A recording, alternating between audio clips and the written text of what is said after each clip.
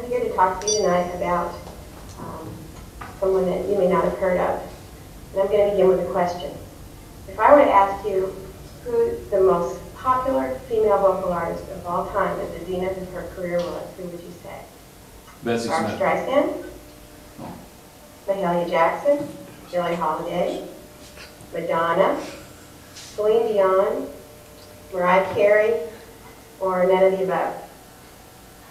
If you said none of the above, you'd be right, because the most famous and popular female vocalist of all time at the zenith of her career was a woman named Jenny Lind, who was also known as the Swedish Nightingale.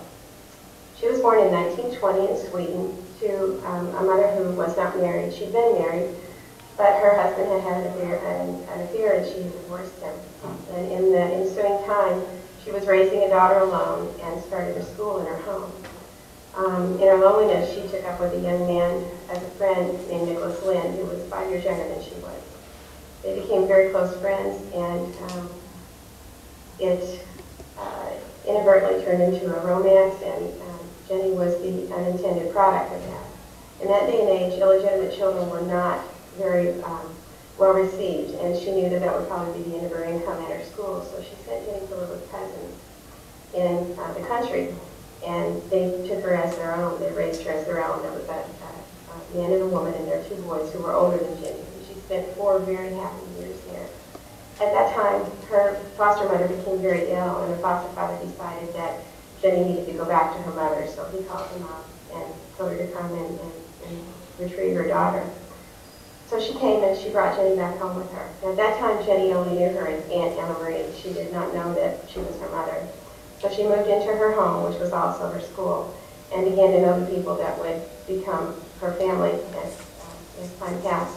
Her father would often come to visit, and she knew him as Papa Nicholas, even though he was her father. She was not aware that he was her father. She just called him that, and he was very affectionate with her.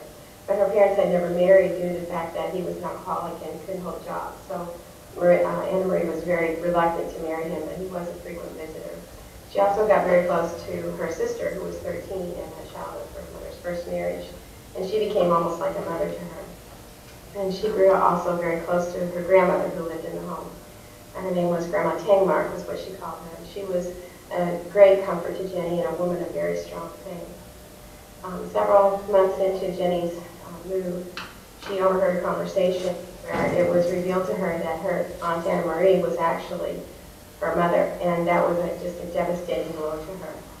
She sought comfort in her grandma, who was her just chiefest ally and her greatest strength during those ensuing years. Her grandma imparted to her her very strong faith, and that carried Jenny through the rest of her life. Shortly after that, when Jenny was 9 years old, Jenny's mother took a job out of town, and her grandmother moved into a public facility called the Widow's Home. The caretakers of the Widow's Home had no children. They had lost a child earlier in their lives, and they were very willing to take Jenny in, which they did. And those were very happy times. She began to sing quite a bit. And the story goes she was sitting in the window of the caretaker's home one day holding her cat and singing, and the people from the ballet school, it was called the Swedish Theater School. It was a public institution, and all of the great talent of Sweden, opera talent, ballet talent, acting talent, all was trained at this school. And a maid of one of the ballerinas was walking by one day and heard Jenny singing a song, and she was astounded by the voice this child had. She went back to the school, and she told the ballerina, who then went and told the directors, who then came and offered Jenny the first contract that anyone under 9 years old had ever been offered. When they heard her, they knew her voice was a phenomenon, and they expected her to do very well. So they offered her an education that would be, for the time she was there, free, and she would repay them out of her profits later on in her life. Her voice was known as a phenomenon all over the world. It had a quality that would cause grown men to cry.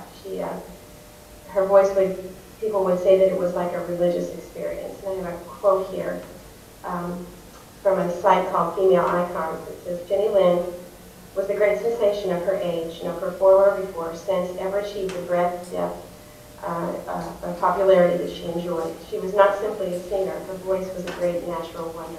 Listening to her was for many a religious experience. They felt uplifted and purified. Descriptions were uniformly touched with awe. As the dominant female icon of her generation, Lynn became the ideal woman. So her voice was known as a great phenomenon throughout the world. She came to America and shared that voice here in the United States, and many very important people went to see her.